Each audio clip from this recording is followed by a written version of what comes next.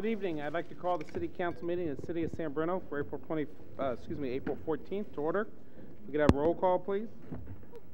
Councilmember O'Connell. Here. Councilmember Medina. Here. Councilmember Ibarra. Here. Mayor Franzella. Here. Councilmember Ruane will not be here this evening. He's had a death in his family, so he is excused this evening. We'd like to thank the San Bruno Garden Club for the beautiful floral arrangements they presented for this evening's meeting. And if we could have Councilmember Ibarra lead us in the Pledge of Allegiance, please. I pledge allegiance to the flag of the United States of America and to the republic for which it stands, one nation, under God, indivisible, with liberty and justice for all.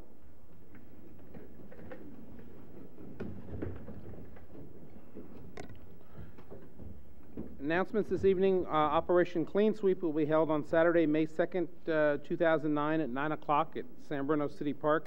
Volunteers are encouraged to register online through the city's website. And Councilwoman O'Connell? Thank you. And this year we have special gifts for everyone who volunteers and comes. These are water bottles that are made from recycled aluminum, and it has our new logo on it, the City of San Bruno, the Beautifications logo. It says, "Be a love bug, not a litter bug." And this is a resurrected logo from 40 years ago that we found, and we thought we'd bring it back out. And it has a heart for eyes, so it's the city with a heart. So I'd like to present these to the City Council because they deserve it for supporting this activity, and we do hope you all come. It's a great way to participate in your city, and there'll not only be cleanup, there'll be painting, planting flowers, putting out, it's called gorilla hair in the planters. So the more people, the better, and you clean, and then you have a free barbecue luncheon and gifts, and you have a good time. We've had over 200 volunteers at different occasions, so we hope to see you there. Thank you. Thank you. This evening we have a couple of presentations. The first is a proclamation declaring April 19th to the 24th as West Nile Virus and Mosquito and Vector Controlness Awareness Week. And I'll just take a minute and read a little bit of this. Whereas the City of San Bruno recognizes that West Nile virus is a mosquito-borne disease that can result in debilitating cases of meningitis and encephalitis and death to humans, horses, avian species, and other wildlife. And whereas in 2008 the West Nile virus caused 15 deaths in California and sickened over 438 others. Whereas the Mosquito and Vector Control Association of California has designated the week of April 20th through the 26th to be designated West Nile Virus, Mosquito, and Vector Controlness Awareness Week. Now, therefore, I, Larry Franzella, Mayor of the City of San Bruno, proclaim the week of April 20th to the 26th as West Nile Virus and Mosquito and Vector Controlness Awareness Week in the City of San Bruno, and call upon all employees and citizens to join me in the effort to diminish the risk to our community's health and safety. I'd like to present this to Chindi Peavy, who's a vector ecologist with the control. I'll present it right over here at the podium for you.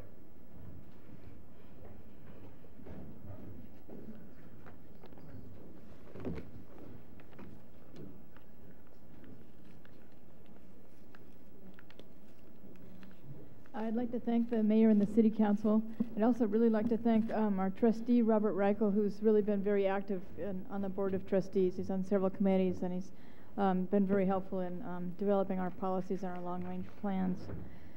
And I appreciate your bringing awareness to West Nile virus. We're really at the beginning of the West Nile virus season for the year. We've already had some activity over in Contra Costa County and in Southern California. We could use the citizens' help in calling us if you find dead birds, and then we'll come and pick the birds up, and then we send them to the state for testing. You could also call us if you're having mosquito problems. I've passed out a copy of our district brochure to each of the council members, and there's a few extra copies over here. So we have a website and our phone number on those. In general, the district runs an integrated pest management program for mosquitoes, meaning that we use a variety of methods. We try to do preventative control and get the mosquitoes while they're concentrated in the water using biological materials which are very target specific and don't harm other insects or animals in the water. We also do some surveillance for ticks and Lyme disease and other things. So if you'd like more information about our programs, you can call the district. And thank you very much. Thank you.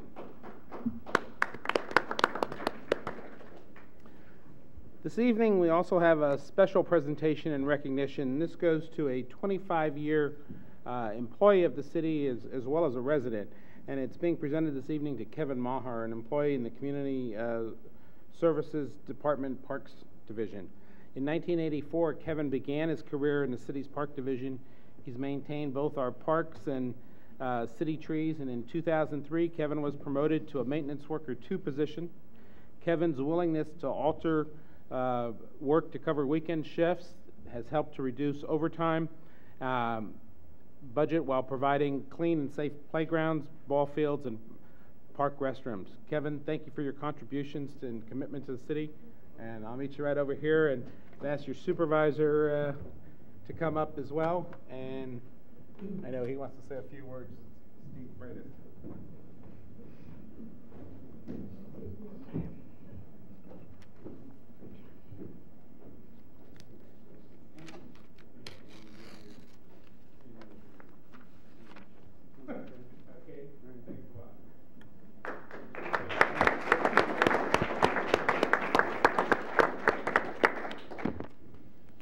Good evening, council members and mayor. Kevin's joined tonight by his parents, his niece, and his, as he calls her, my grandma. So it's nice to have them here. Lucky for me, I remember Kevin from day one. I was involved with his departmental interview, and Kevin's just been fantastic for us, and I have all the scoop on Kevin, so I'm going to tell you a few personal issues about Kevin. Before he was employed here, he worked for Marine World in Redwood Shores. To this day, I don't know if he trained the elephant to water ski or did the landscaping. He hasn't really clarified that, but I'm not sure on that. Kevin has many hobbies. One of his favorite hobbies is watching movies and WWE wrestling. And he is an avid bowler. He bowls every week. Last year he bowled 268. He missed a 300 game by 1 strike, and he tells me that he's still shooting for the 300. He wants to wear the jacket, he says. Kevin is committed to the residents of San Bruno in the Parks Division. This is visible in the care and detail of his work in City Park. Kevin is always willing to help with any task and has a passion for the work he performs. Kevin is a great representative of the city of San Bruno and extremely deserving of this recognition. Kevin? Come on, Kevin.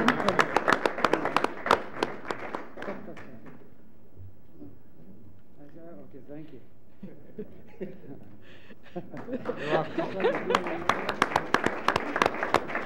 not a politician. Mr. Mayor, if I may. Thank you. Councilman Rivera? Kevin is very modest, obviously, but I've gotten to know him a few times on Sundays, and you just can't thank that park staff enough about how they take care of the park, especially with all the activity it gets. But on Posey Parade Sunday, Kevin's there, along with his crew, and even has time when everyone's gone and everything's done, to sit around and and talk about it. So I appreciate what you do, and I appreciate you on those days, especially. Thank you. Through the chair. Councilmember Medina? I also wanted just to acknowledge that I had the privilege of, and still knowing Kevin as an employee, as a commissioner, and now as a council person. And through all those times in the years that I've known him, his commitment, his care, and his dedication to this community, its citizens, and the department have always been top-notch and first-rate, and I want to thank you very much for that. Thank you very much. Appreciate it. Okay. Item 5, review of agenda. I propose that we move the Redevelopment Advisory Committee report this evening to follow Item 8, public hearings. Hearing no objection, that'll be done. Approval of the minutes of the regular city council meeting of March 24th, 2009. Councilwoman O'Connell, you had a correction on those? I did on page, on page 4, where it's under my comments, where we were talking about the Hetchetty water system. It says $2.4 million seismic retrofit. I'm sorry, everyone, it's $2.4 billion.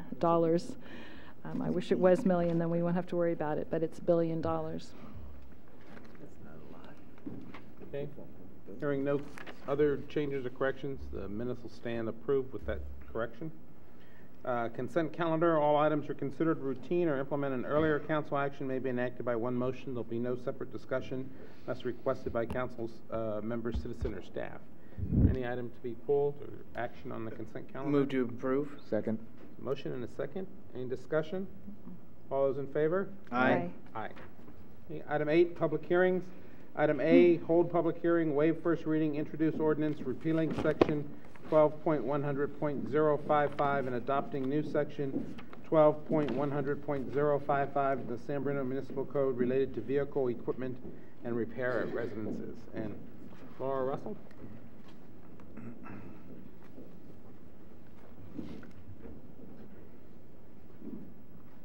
Thank you. Good evening, Mayor Franzella and council members. As you're well aware, staff has drafted an ordinance that would repeal the municipal code section related to vehicle repair at residential properties and adopt a new section replacing it. So as a little bit of background, the council has reviewed this issue several times before. That did include a study session, which we held in October of 2008, where we got a lot of general feedback, as well as staff presented a draft ordinance for additional direction just this past February. So the Planning Commission heard this item in March when they approved the resolution recommending approval of the ordinance that you have in front of you tonight. So staff has drafted this ordinance to address many of your concerns and hopefully to clarify what types of vehicle repair are allowed, where they are allowed, and also to assist our police department and code enforcement divisions in enforcing these regulations. So I'd like to review several of the main concerns that were raised by council through this process and how this ordinance seeks to address those concerns. So the largest concern that was expressed was related to people operating repair businesses from their homes. So we're trying to address that in several ways. The existing code has relatively vague language about what types of repair activities are allowed, and that makes it difficult to enforce. So as an example, the existing code section implies that automotive wrecking and assembly are allowed. And we know that these kinds of activities are associated more with businesses rather than just routine maintenance that a resident might do on their home. So we've removed those kinds of statements and that kind of language from the code to make it more clear. We've also added 2 new definitions to specifically define what kind of repairs are allowed and where those can take place. So those are routine repairs, and those are activities that can be conducted either in the driveway or in the garage and can be thought of more like minor maintenance. Those things have minor impacts on the neighborhood and just kind of routine maintenance of vehicles. The second definition is for minor repairs, and those are things that can be conducted inside of the garage, and they do include more substantial changes to vehicles and repair of major parts like transmissions and engines. But as you know, we're specifically prohibiting a couple of activities that are associated more with businesses and also have some potential safety impacts. And the first is a welding with an open torch, so there'll be no kind of welding or cutting with an open torch. And then also the full body spray painting, so you can't paint a whole vehicle at a residence under this code. And those things really are directed at those small businesses that are running out of their homes currently that we'd like to prohibit more strongly. Staff has also found that people operating businesses sometimes have their friends bring their cars to their home, and then the resident works on the car while the vehicle owner just hangs around. And code enforcement and police department have found that this turns into more of a party in association with a business, and has a strong impact on those neighbors. And so this is actually the first item that we brought for you that started a lot of this larger discussion. And so this ordinance includes a specific requirement that the vehicle be registered to a current occupant of that residence. And so this creates a stronger association between the vehicle and that property, and will improve our ability to enforce this. If somebody brings their car over to somebody else's house and it's not registered to that actual location, then we can enforce it more easily. Police and code enforcement staff have also seen repair projects that stretch out over weeks. These are business activities and also some people who are working on their own cars but creating a nuisance for their neighbors. So the proposed ordinance requires that the site be cleaned up on a daily basis. This is a significant change from the existing code, which requires that sites just be cleaned up at the completion of the work. So that vague language has made it very difficult to enforce over time. So we did receive a question, and as a little bit of a follow-up from the last meeting, we do have an existing code section in Title VII related to vehicles in streets in our existing municipal code, and that requires that inoperable vehicles be parked in a garage. But we also know that you're allowed to do emergency repairs on a vehicle as long as they're completed within 72 hours. And so that's the police department's ability to enforce, is based on that 72 hours rule. But now if we combine those two rules, so we have the cleanup rule and the emergency repairs rule, so the police department can't enforce it until it's been 72 hours, but now at least we can require that the site be cleaned up on a daily basis. And so now we're operating within, the requirements from state law, but improving our local regulations where we can to say the individual residences must be cleaned up of everything associated with that work. So together, these changes will clarify what is allowed and improve the ability of police and code enforcement officers to enforce these regulations. In the course of this update, Council had considered limiting the hours that vehicle repair can be performed. And through discussion, you did elect to maintain the existing hours of 8 a.m. to 10 p.m. to be consistent with other noise regulations in the municipal code. So those hours have not changed in the course of this process. So again, what's before you tonight is the first reading, and it would return for a second reading if you so choose. If approved, the ordinance would go into effect 30 days after that, and I would be happy to answer any questions. Thank you very much. Any questions of staff at this time? Through the Councilman chair. O'Hara? Minor repairs. So you list a pretty good list of activities with vehicle repair that are not allowed on the driveway, that are only allowed within the garage. Okay. Now, do we care whether the garage door is open or not? As long as it's in the garage, that's... As written, it does not specify. So, I don't expect police to, to monitor and drive up and see exactly what part of the car is being removed from a vehicle if work's being done on a driveway.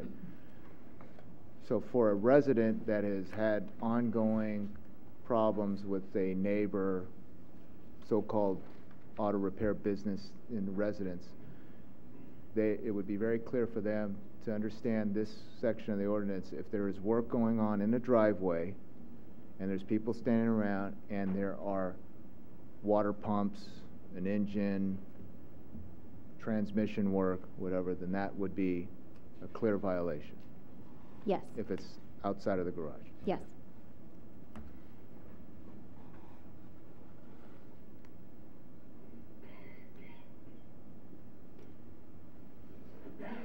Any other questions of staff at this time? Okay, this is a public hearing. Anyone wanting to address the council on this issue? I need you to go to the podium, and you just need to give your name and street name for the record, please. John Barrelier, San Anselmo.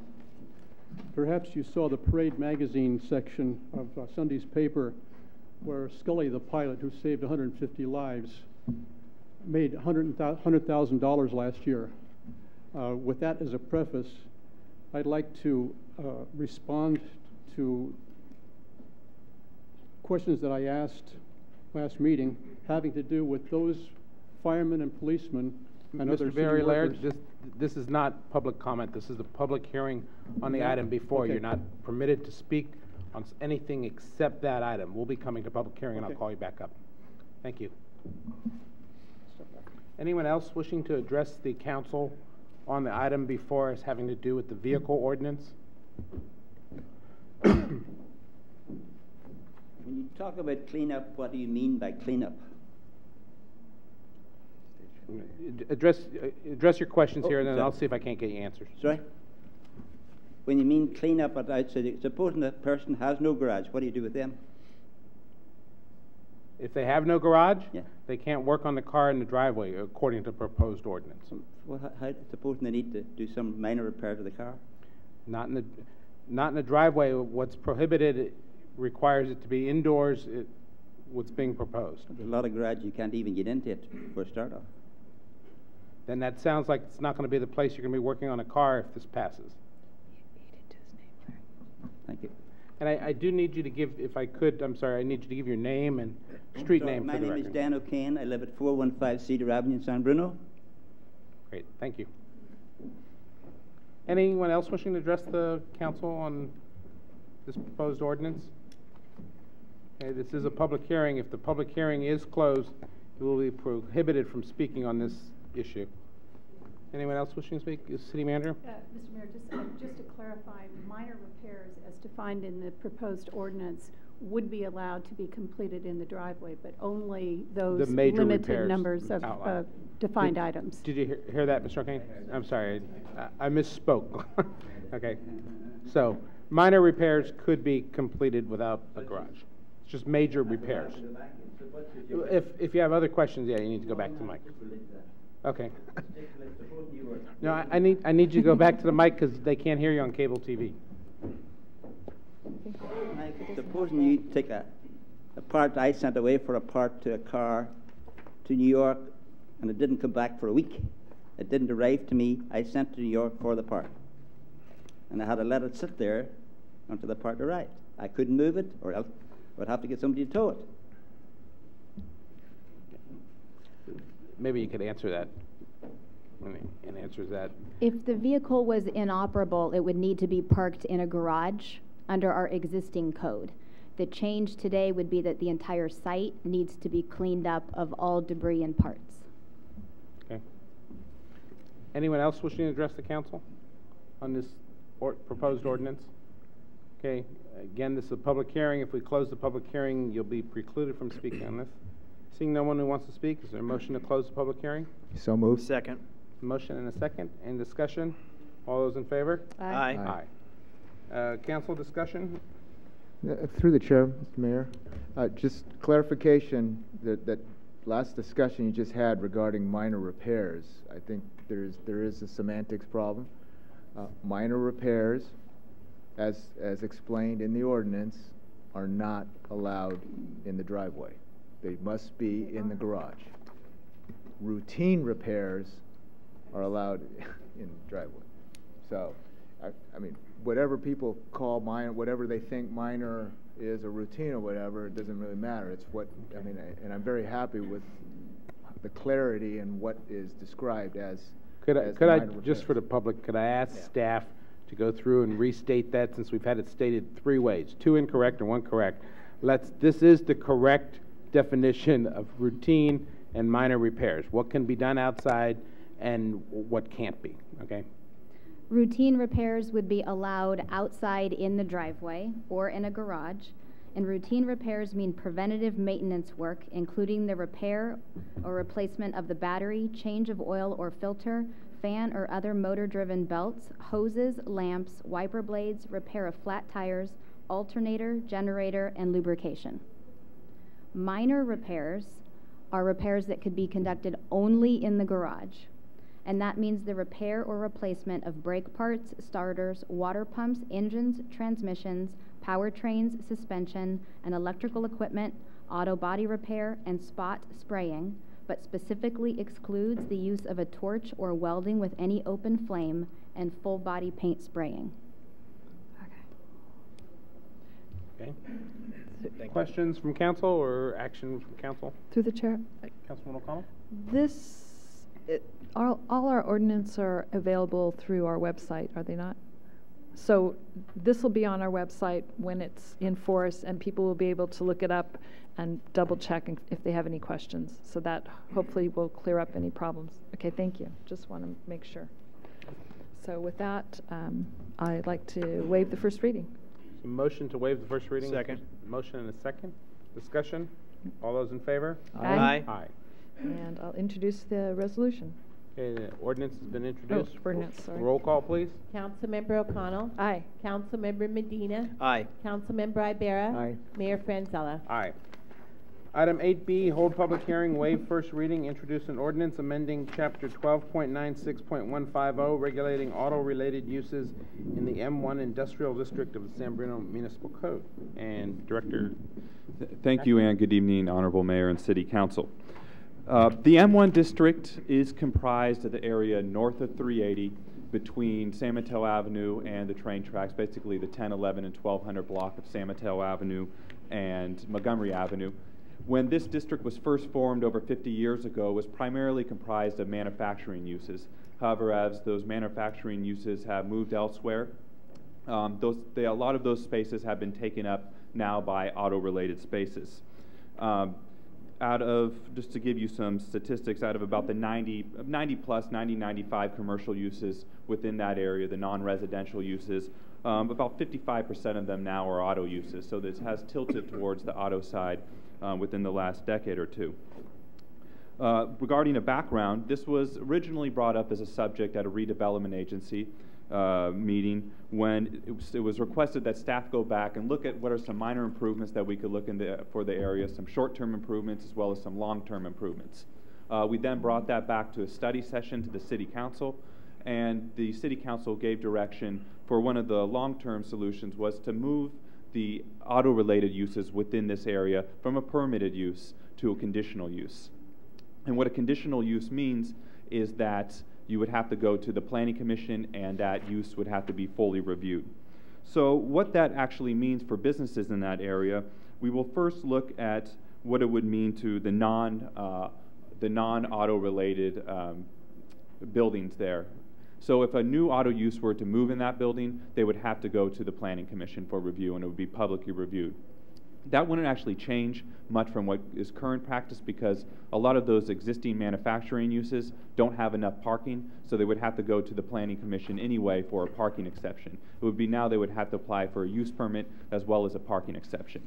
However, this would also apply to auto-related businesses that are changing the type of use. So if you were going from an oil change place, a smog checking place, to an auto body repair business, then you would also have to go through the use permit process.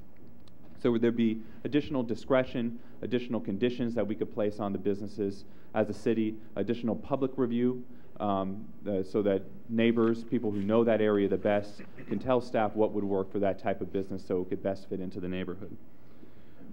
Regarding public input, we sent out a notice prior to the Planning Commission meeting explaining what this ordinance would entail.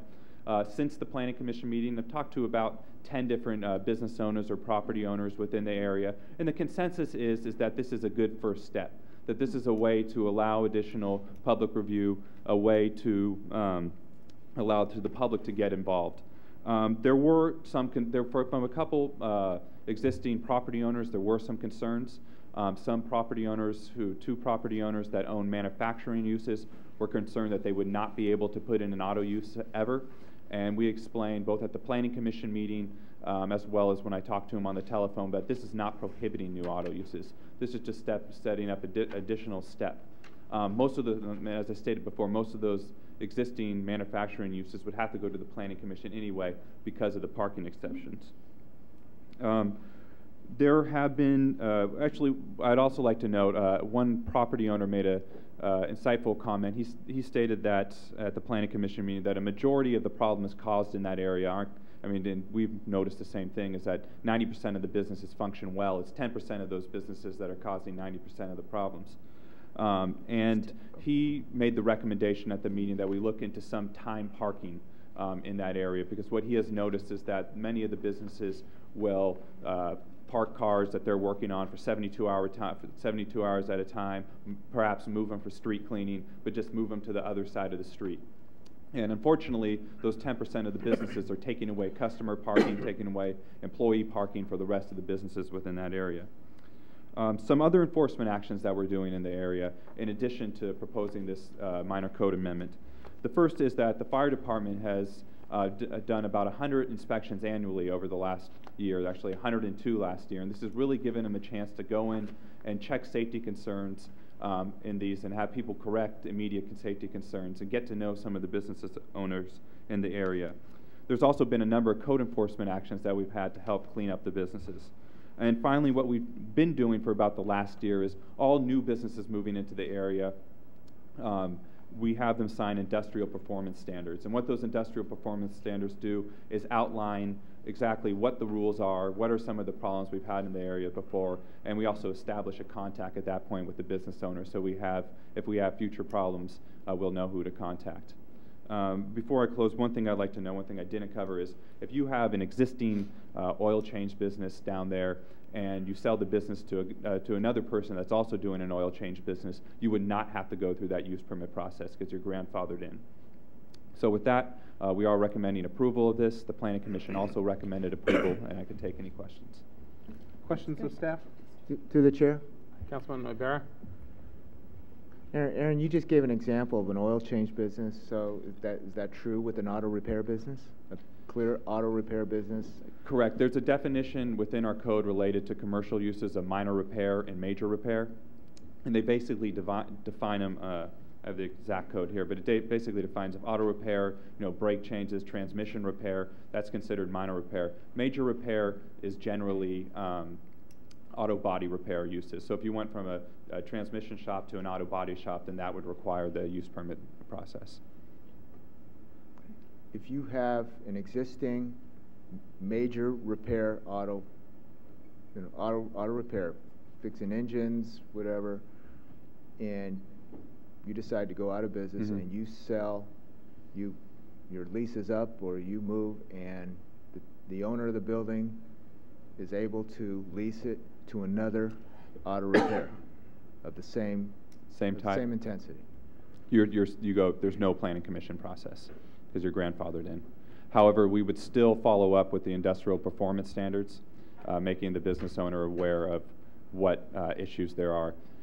Overall, we've estimated that this would end up having about somewhere between 3 and 5 businesses a year that would have to go through the use permit process as they turn over into different types of uses.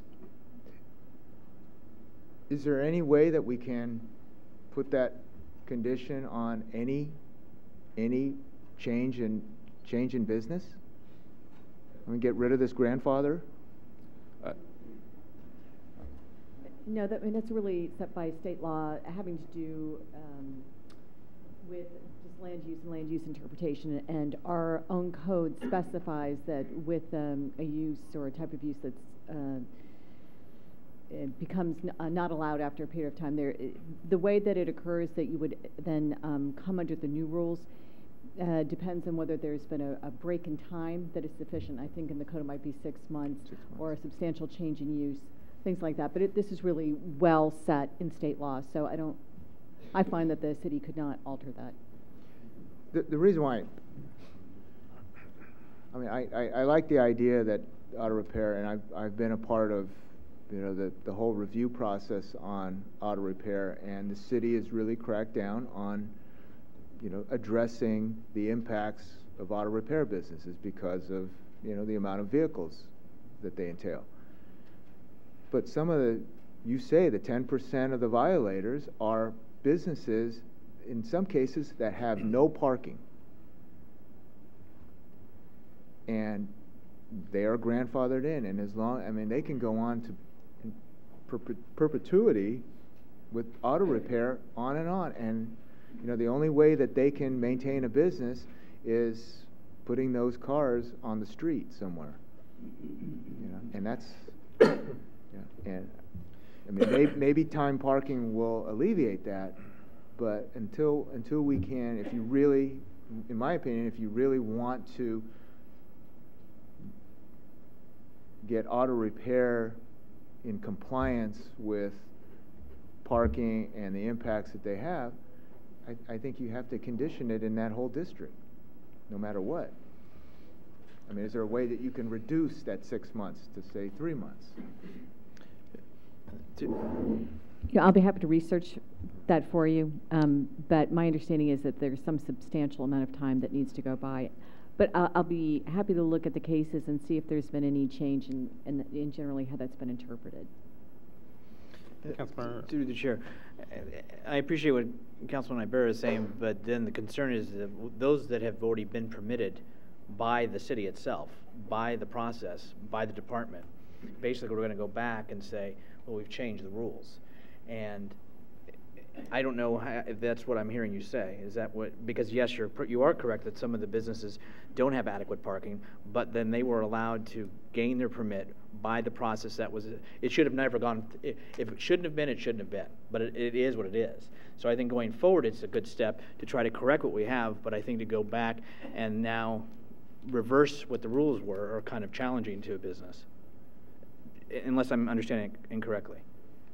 Well, my concern is that I was involved in working with an auto repair business, and they purchased a building that could not be grandfathered.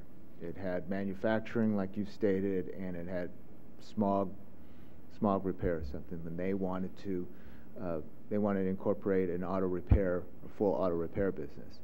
So it was a change in use, and that's what we're tackling. But on next door and 2 doors down and a few doors down, in other words, I mean, total, non-compliant auto repair businesses. So in this case, you've got a business that was not auto repair, and so you got full compliance, compliance with the ordinance, parking, and everything, and it's as far as the zoning code is concerned, the municipal code is concerned, it's a legitimate auto repair compliant facility. Those other businesses that are auto repair, they keep turning over and over with, auto repair businesses. They'll never have, they'll never be reviewed. It is a slow process. I mean, use permits run with the land, and that's a basic tenet of land use law. So they run with the land, and it doesn't really matter who the owner is. The owners can change over time. So the only thing that really changes that is if there is a significant change in use, or there is a stopping of the use for a substantial period of time. So it does present a difficulty for cities in changing a particular policy, because it can only occur slowly over time. Oh, well. But at the same time, it does afford the business some protection as well. I mean, if you've come in and operated a business for 20 years and maybe you want your son to step into the business, and there's some assurance that you're going to be able to continue to operate your business there as long as you meet the codes and laws with which under which you open the business. So, any other questions from council? The only final thing I was going to say, I'm sorry, was the director mentioned about one of the folks had called in regards to a time limitation, whether it's 12 hours, 24 hours, but something that would require that parking does not, there's not a lot of parking down there as it is. We all know that. I've been given a tour by a few people. So I realize the congestion. And maybe that is something staff might want to look at with council direction, that maybe we do regulate that in some sense so that we ensure that we do have these vehicles moving and they're not sitting there for 72 hours or longer. Any other questions? I would like to do a comment. Thank you. First of all, I'd like to applaud the efforts that you've made. I know it's a tedious job, and the long-term effects will get there. We'll get there eventually, but it's going to take a while, and it's just the way it is. So I applaud the first steps that you've made and the long-term goals that you have there. So I think it's very exciting. And with that, I'd waive the first reading. Oh, no, this is a public hearing. We have to open the public you're hearing. right. Open the public Okay. hearing. This is a public hearing. Any members of the public wanting to address the city council on this ordinance, please come forward. Seeing no one, if we close the public hearing, you will be precluded from speaking on this ordinance. If not, Sure. Action to close the public hearing. Move to close public hearing. Second. Motion and a second. Any discussion? All those in favor? Aye. Aye.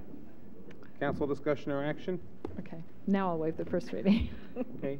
The first reading has been waived. Is there a second? Second. Motion on the floor. Any discussion? All those in favor? Aye. Aye. Aye. And I'd like to introduce the ordinance. Okay. Roll call, please. Councilmember O'Connell. Aye. Councilmember Medina. Aye. Councilmember Ibarra. Aye. Mayor Franzella. Aye. Thank you. Through the chair, Mr. Mayor. Councilman Ibarra? If we could direct staff to definitely, I guess the process would be to go to the Traffic and Safety Parking Committee and definitely look into time limits, things, or at least a study in that area. Okay. We are now on item 11, receive annual report from the Redevelopment Advisory Committee. And Mrs. Skinner.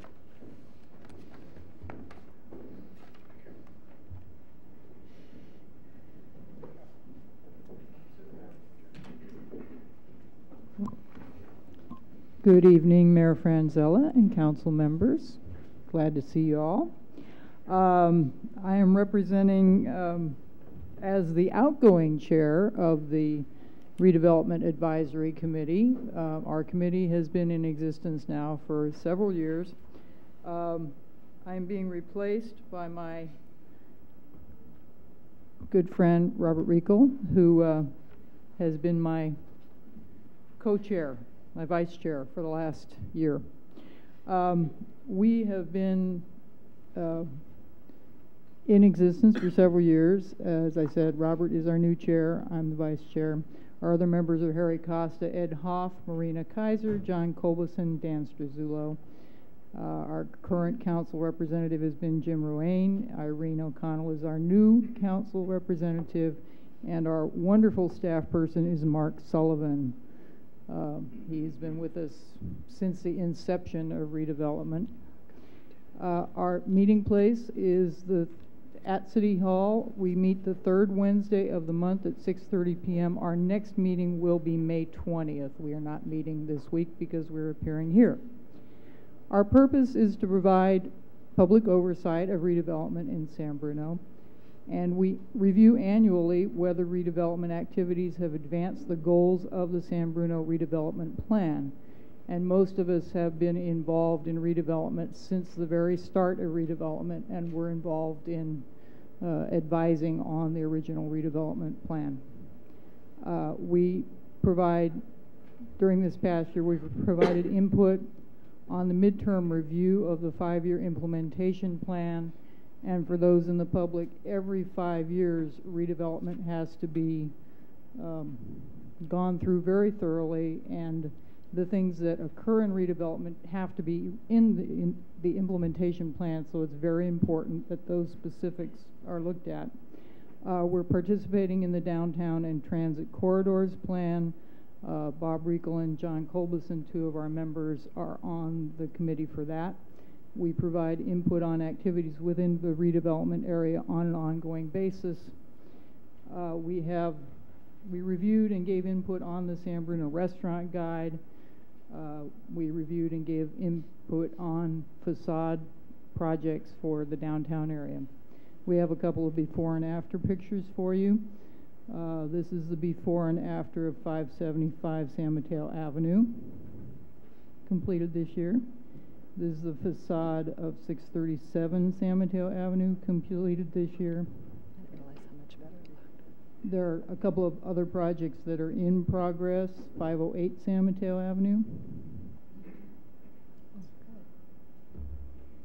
And 625 San Mateo Avenue.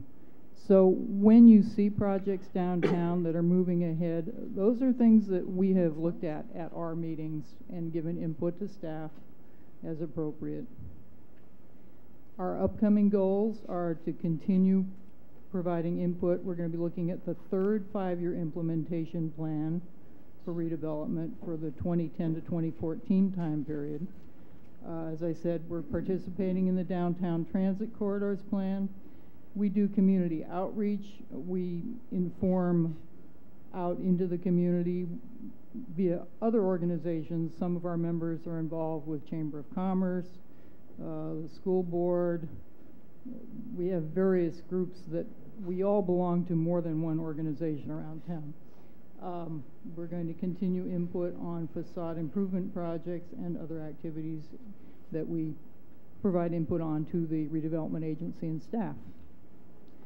Thank you for your time, and I urge people who are interested in redevelopment, we're a very small, friendly group.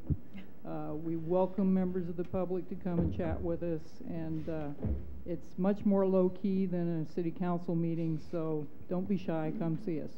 Thank you. Great. Joan, thank you for all of your work and for the committees as well. You make a big contribution to the whole process and keep it running well. We appreciate it. Thank you. Thank you. Item 9, public comment for items not on the agenda. It's the council's policy to raise matters in this forum to staff for investigation and/or action where appropriate. The Brown Act prohibits the council from discussing or acting upon any matter not agendized pursuant to state law. And if I just need you to give... Good. Dan O'Kane, 415 Cedar Avenue again.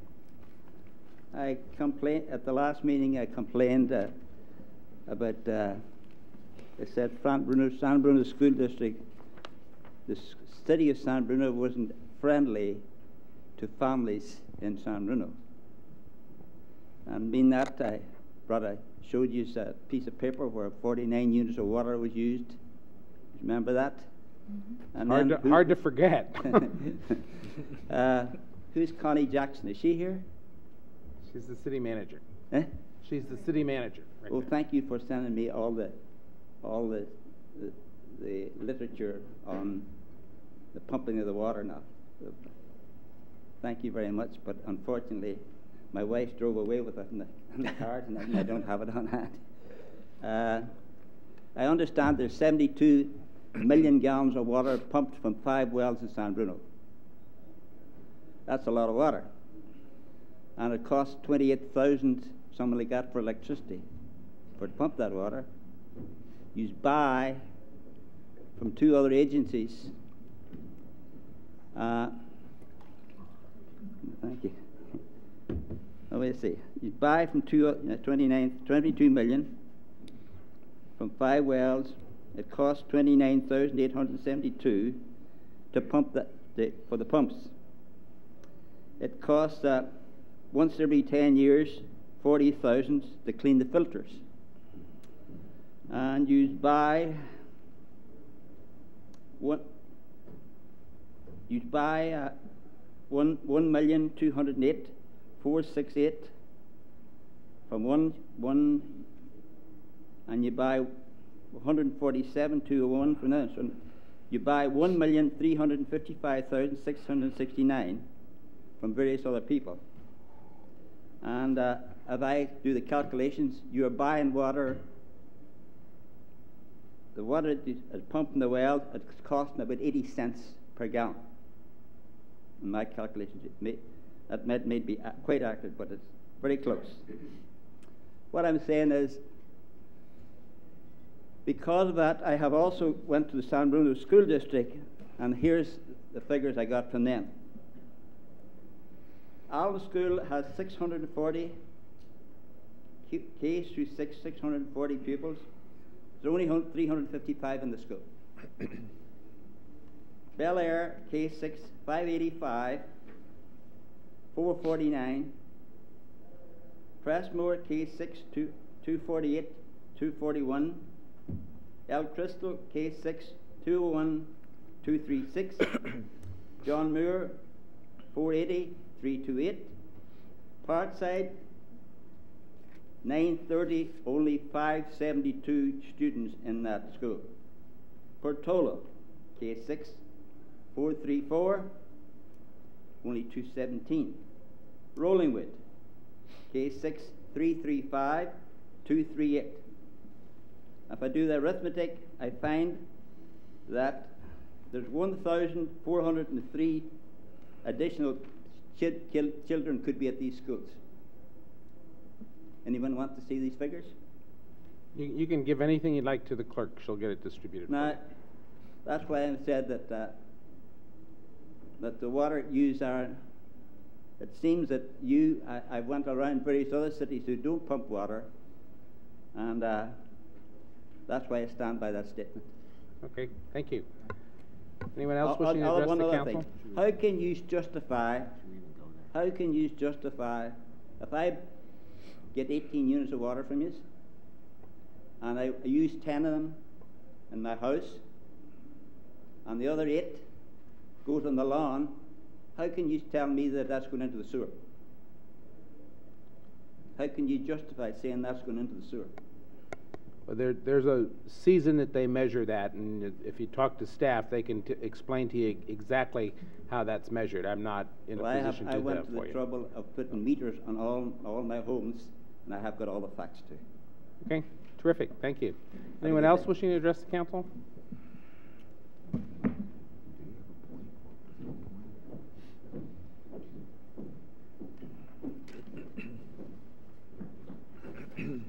John Barrelier, North San Anselmo. I guess you saw Sunday's paper, the parade part of it, where it had Scully, the captain who saved 150 lives, and his salary. It had the salaries of various people. He made $100,000. I asked for a list of those city workers who made more than 20% of their salary in overtime. And I have this extensive list, and quite a few made more than Scully did. I'm going to read not the names, but the salaries, which will include the overtime. These are firefighters. $194,220. That included $72,000 overtime. $179,000 and $179,982, including $62,000 overtime. $154,227, including $51,000 overtime. And there are 15 of those firefighters. Going down to the police officers, the highest paid police officer made $173,037 with $70,000 overtime. The second one, $125,258, $38,643 overtime. The point I'm trying to make is that we're in a time of foreclosures and layoffs and cutbacks in universities. There's an increase in unemployment. We're charging fees for sports. There's cutbacks in senior services, schools, libraries, and people who can't pay their taxes. That's up 300% this year.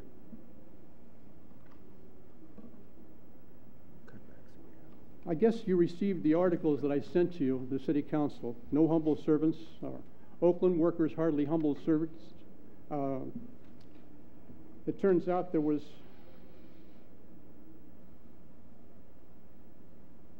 over 1,000 city workers in Oakland making over $100,000.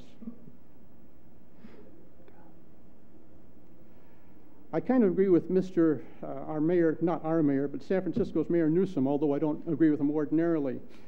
What he said, the assignment of overtime should be limited to extraordinary circumstances which cannot be anticipated or where staffing requirements cannot be met through normal scheduling and assignment of available personnel. ... We should consider using compensatory time off instead of overtime. And now there's another huge concern of mine. When these men retire, our men, and the retirement is based on the year of the highest earning, have you extrapolated how much they would make in retirement? Isn't that what broke the back of General Motors? Thank you. Thank you. City Manager? If it's the council's interest, I can respond on that last issue. Mr. Berlaire asked whether we have calculated the effect, essentially, of overtime on compensation that is received at retirement, whether the inclusion of whether overtime is included in the compensation that is used as a basis for the calculation of retirement benefits. And the answer to that is no.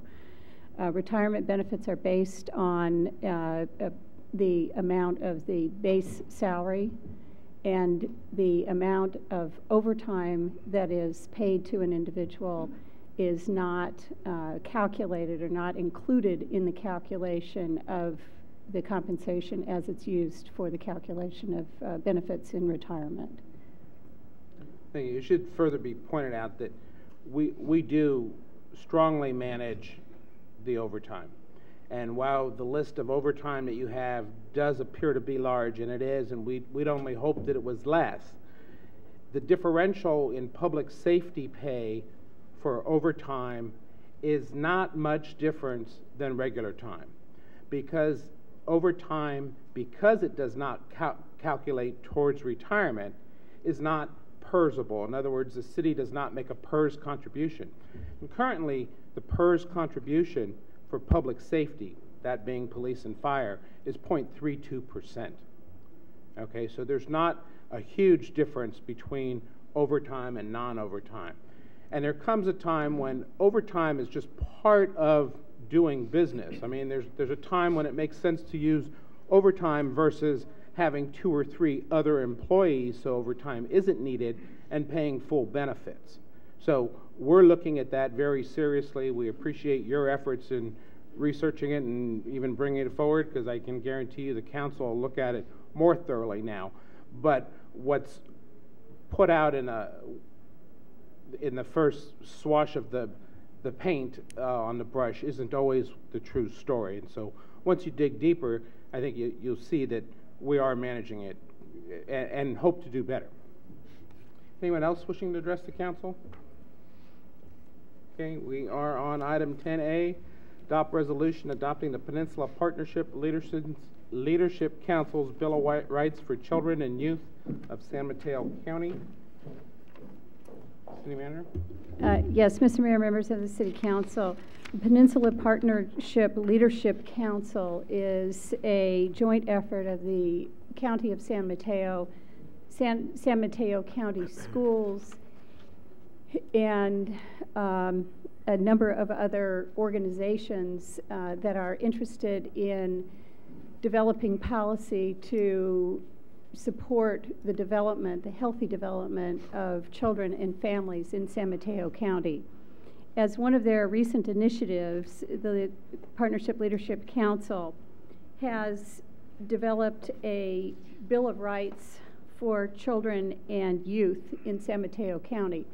That document is in front of you tonight with a request from the Leadership Council that each of the cities in San Mateo County consider adoption of this Bill of Rights as a policy statement, both for the county as a whole as well as for each of our individual cities.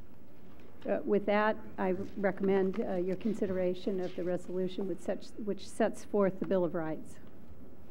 Any questions or action from council? Through the chair.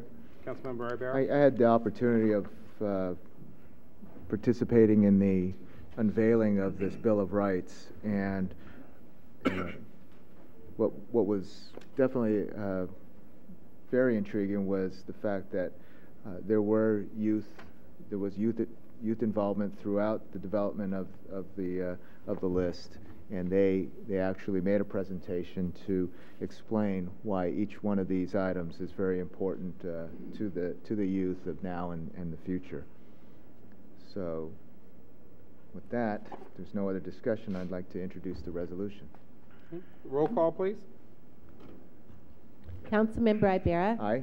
Councilmember O'Connell. Aye. Councilmember Medina. Aye. Mayor Franzella. Aye. Item B, receive quarterly investment report from City Treasurer. Mr. Marty?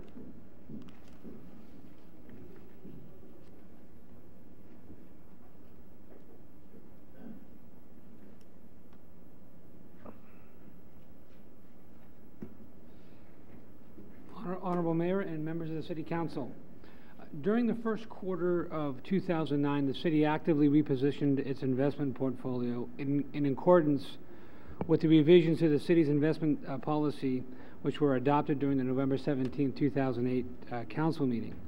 By way of brief review, these revisions call for the investment portfolio to be equally weighted in the three investment options, namely the local agency investment fund, the San Mateo County investment pool, and individual securities. As of March 31st, approximately $7.1 million had been placed in direct obligation of the U.S. government, Fannie Mae, Freddie Mac, things of that nature. In the first week of April, another $1 million of Fannie Mae notes was added to the portfolio. At the end of March, the city had on deposit with the county pool approximately $12 million, and by the end of this month, this account will be reduced further with equal amounts invested in LAIF and individual securities. At quarter end, the city's account at the local agency investment fund had a balance of $9.8 million. It can be expected that another $1 million to be transferred to this account from the city's holdings in the San Mateo County investment pool by month end. By the end of this month, the city's investment portfolio will be in balance as outlined by the November 17, 2008 resolution. It's very important to note this rebalancing was done while honoring the request of the county treasurer to withdraw no more than 20% of the city's balance in any one month. They did that request was not just of us, but all agencies that had held deposits within the pool. Turning our attention to the Lehman Brothers bankruptcy. During the month of March, two separate delegations of county officials traveled to Washington. They each met with the House and Senate banking committees in addition to our own elected representatives. The result of the hearings, candidly, were very positive. Two hearings of the House Financial Services Committee have been tentatively calendared. One will be held later this month in Washington, D.C., and a second is scheduled for Redwood City in our county supervisor's chambers, what's known as a field hearing, a rather unusual occurrence. These hearings will focus on the efforts of the bankruptcy on local cities and agencies. It should be noted that members of both the House and Senate committee directly expressed a strong desire to help in some way. Furthermore, Senators Feinstein and Congresswoman Spear have introduced legislation in the Senate and House respectively that would allocate federal dollars to public entities that have suffered losses. Those entities that have held Lehman Brothers or even WAMU, as an example, those securities fit the definition of a distressed asset under the TARP legislation. So, candidly, it is too early in the process to accurately predict an outcome, but the hearings held in May should give us something of an indication of what could happen. I do plan on attending those hearings as well, after which I will prepare a report. Thank you. Any questions, Treasurer? John, thank you. We appreciate you following the council's directive and staying on top of that and keeping us informed. Much appreciated. Thank you. Item C, adopt resolution authorizing the city manager to execute a rehabilitation contract with Lane Christensen Incorporated for well number 17 rehabilitation project in the amount of $35,796 and approving a construction budget in the amount of $41,500.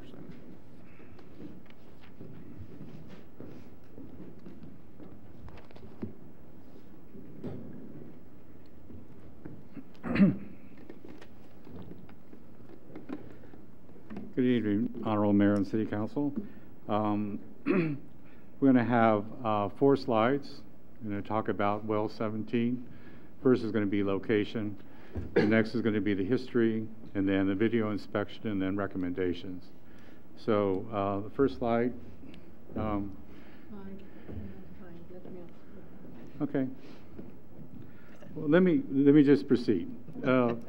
Well 17 is located at the Corporation Yard. The Corporation Yard, as all of you know, is located on Huntington and San Felipe. Well 17 is on the more San Felipe side of the Corporation Yard. It discharges into 2 clear wells, which are basically 2 small swimming pool size units, and that clean water is then distributed to the system. There's disinfection going on, obviously. And what we noticed in February is the well normally produced 230 gallons a minute, and then it suddenly declined to 170 gallons per minute, which meant that there was some problem. Plus, there was an additional amount of sand being produced from that well. So we took the well down, and you may ask yourself, well, why did they do it so suddenly? Well, the sand can be abrasive. It can damage the impellers and the insides of the pumps, so it's better to save that pump. Pump actually looks good. At least in our initial inspection, the motor, as the language is, megged well, which meant that there was all the connections inside were appropriate. The next is the history. The well was put in 1994. We had a rehab in the year 2000, and now we have this problem that I just discussed about the well decreasing in value. And so I brought a model that maybe you've seen before. Scott Munz and Mark Reinhardt brought it here one time. And it's going to kind of help us hopefully have a mutual understanding of the vocabulary that is necessary to understand the next slide and actually the whole agenda report. So again, it's a model, and I'm going to have a hard time with the microphone and the model, so forgive me about that. Let's start with the most important point. This is called the well casing. It's a representative sample of the well casing.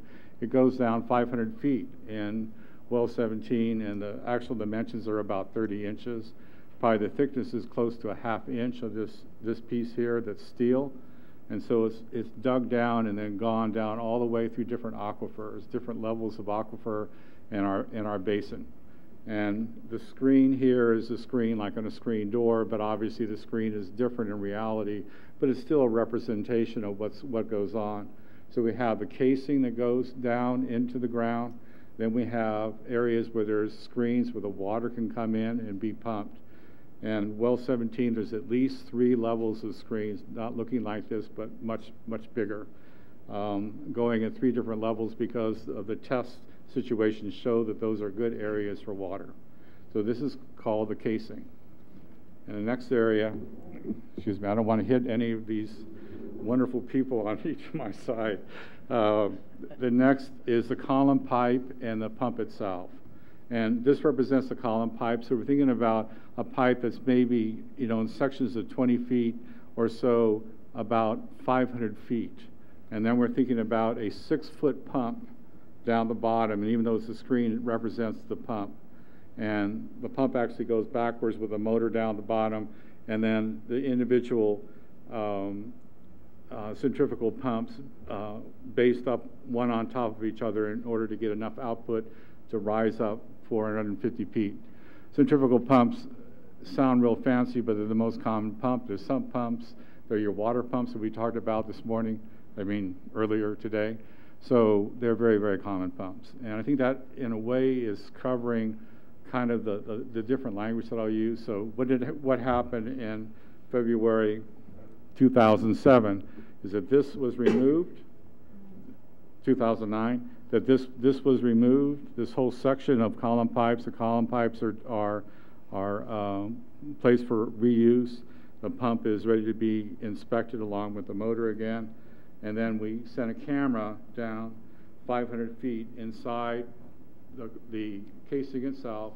It actually has little springy things on the outside so that the unit itself, the camera, can stay in the middle. And so it goes down all the way through, and even through we reach water, and then it can actually tilt, and we could see how the screen looks at different levels in the aquifer. And we keep going down till 500 feet till we hit the bottom, then we pull it up. And then the value of that is the initial inspection showed that there was no obvious damage to the screens, which is what we suspected would be a large problem. There is probably biofouling and some other things that are closing up some of the screen holes, so to speak. And then the column pipe itself the casing pipe itself has corrosion on the outside. Okay, so this is what we observed. What we're asking tonight is the work to involve in actually rehabilitating this particular unit, which would be scrubbing, which would be chemical means, and mechanical means to try to get this crud, using a scientific term, off of the sides of the casing and also to see if we can clean it off, more importantly, off the screens. So you want to see the condition. We want to clean everything up with chemicals. There's a whole combination of chemicals. It's not really important to go through there. And some sort of agitation, like a washing machine. It has to bounce up and down to clear out the materials with the chemicals. One of the chemicals of detergents is phosphates. That's one of the chemicals, for example, that's used. There's all sorts of chemicals that are used. And after that, to do an inspection of the well casing for its 500 feet, and then from there make a real determination, because the outside corrosion and tuberculosis-like matter is clouding what the real condition of the pipes are, and what the real conditions of the screens are. And after they're clean, then we can make a real determination by videoing again what our next steps need to be. And also the pump can go out to see if it needs to be rehabbed. And so the recommendation is obviously to go forth with the lowest responsive bidder, which was Lane Christensen, for $41,500. Any questions of staff? Through the chair. Councilmember Medina? Staff was kind enough to humor me today. I went down to better educate myself to the well. I saw the video which Robert spoke of as far as watching it being televised and to see the various matter and the screens and what have you. It was extremely something that I had not been able to visualize until seeing it there. I also was able to see the sample that came out of the raw, and it was, I'm sorry it's not here, but it's, yeah, to use a technical term. So it actually is pretty bad, and again, it is the well is now offline and had to be shut down. So in essence, we are missing the opportunity to have a operational well 17, which again, the turnaround time to get to this point has greatly improved from other times when we have to take a well down and then try to get it back online. One thing, not to detract from this, but I had brought up before as far as the in various levels of the professional services, the construction services, there's dollar amounts that are capped as to what staff can do before they have to go out for formal bids. And I had brought up that this dollar amount, for example, for for construction services, anything over 5,000 has to have a formal bid. Well, this goes back when I worked here in the 90s, I believe, or maybe even further back, that those dollar amounts haven't been raised. And I think at times it makes it arduous and also delays the process for us to bring some of these projects forward. Maybe not in this particular case, but in general. So I want to bring that up again, as I still think it's a very worthwhile energy for the staff to revisit that and modify the ordinance to bring up current dollar amounts so we don't, so we can streamline things faster through the process on that. But anyway, I wanted to thank staff for the explanation and their visual ability for me to see it firsthand and help me better understand it. So thank you very much. To the chair, such is life with water wells, though. I mean, you are going to run into maintenance issues. You are going to run, and so the key is having the ability to see what the problem is and tackling the problem, without guessing. Oh, exactly right. Yeah. And Clara's brought a lot of experience to Public Works, and we're on a very much more proactive methodology. And it's interesting that some of the things that she's come across is about the timeline that we need to do some preventative measures before we end up with something stopping. And for example, we have a well rehab at every 5 years, which is about an average industrial standard. And so we'll proactively go after this. And what's interesting is that I don't know if I'm speaking too much or not, but we had a rehab in 2000 and a failure in 2009. If we would have done a preventative rehab in 2005, we wouldn't have lost 18% of our production water supply by losing that well. Would it be too positive to think that through this maintenance that we possibly can get a better a better return over the 210 gallons per minute? No, I can't make that guarantee. What I could probably make sure is that the conditions of redeveloped wells will probably be better engineered, better installed, using better materials. The preventative measures are going on now, the preventative maintenance, but the rehab on a predictive, proactive basis is not going on. So the only thing I can really predict is that the wells will last longer and we'll get more value out of them. It's much less expensive to rehab a well than to install a new well if it's completely destroyed, just as if it's easier to change your oil than to work on a destroyed motor, you know. So my last comment, so Yes, we're sir. on schedule on all our wells for a minimum five-year maintenance program? Clara is proposing that, yes. Okay. And yeah, she could talk in more depth about it. I have it in my head, and I have a piece of paper here, but. Thank you. Any further council questions or action from council? Go ahead and introduce the resolution. Roll call, please. Councilmember Medina. Aye. Councilmember Ibarra. Aye. Councilmember O'Connell. Aye. Mayor Franzella. Aye. Item D, receive report on education and enforcement activities for the 2009 fireworks season. Chief Telford.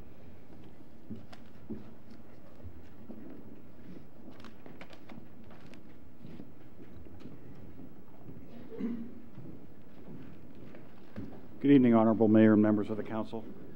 I didn't bring any props with me, so I don't have any fireworks with me tonight. However, I do have Division Chief George Devendorf with me, as my colleague in the fire department is in Millbury tonight. Tonight, I'll be providing you the education and enforcement proposal for the 2009 4th of July season. As you're aware, the use of safe and sane fireworks and dangerous fireworks on the 4th of July presents a greater risk to safety and property loss and creates an increased demand on public safety services. Last year, we had about a 33% increase in firework-related calls. We attribute that to 4th of July falling on a Friday. However, this year it falls on a Saturday, and we anticipate a similar high volume of calls.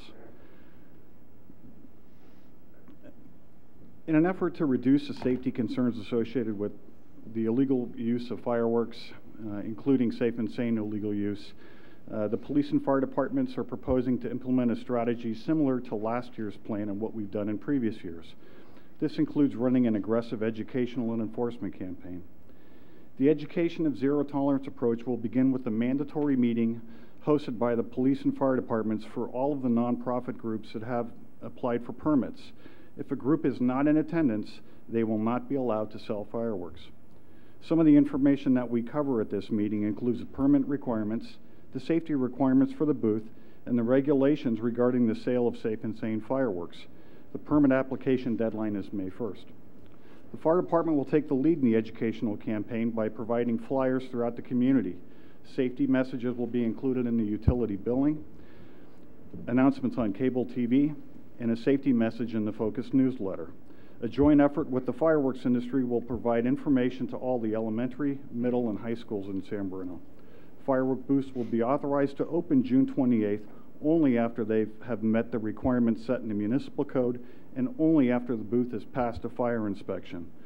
Booths will continue to receive inspection over the 7 days that sales are allowed. Fire will also staff an additional engine company on the 4th to respond to possible increased activity.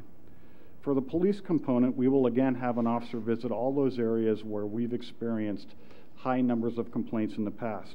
The officers will make contact with those residents and advise them of our zero tolerance approach. We will also deploy officers in the days leading up to the 4th of July, and those officers are specifically on patrol for use of illegal fireworks. On the 4th of July, we are going to require all of our personnel to work on that day, with the exception of those scheduled for a 40-hour vacation. The added staff will be assigned to enforcement teams who will partner with additional resources brought in from neighboring jurisdictions. This allows our regularly scheduled staff to handle normal routine calls for assistance and requests to provide emergency services, while we have separate enforcement teams solely to deal with the increase in firework calls. As with previous years, officers will take strict enforcement with individuals who are caught using illegal fireworks in violations of our Safe and Sane ordinance. The estimated cost of the proposed education and enforcement campaign is $62,420, including public works costs attributed to cleanup. In your staff report, we've identified and estimated those costs for public works at $2,000. This could rise to an estimated $7,000 depending on the conditions for the 4th of July. As you remember, last year we had extremely hot weather, which created extremely dangerous conditions for fireworks. What we did is we deployed additional public works staff and park and rec staff to watch those critical areas for us. It may happen again this year depending on the weather.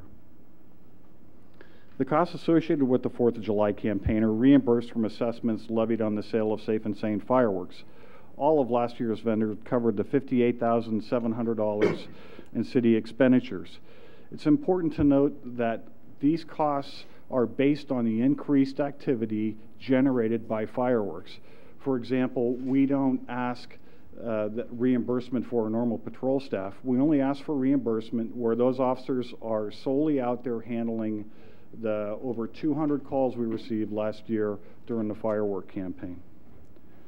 The recommendation before you tonight will once again allow the police and fire departments to continue with the education and enforcement efforts, and also allow Public Works additional resources needed for the cleanup of the 2009 fireworks season.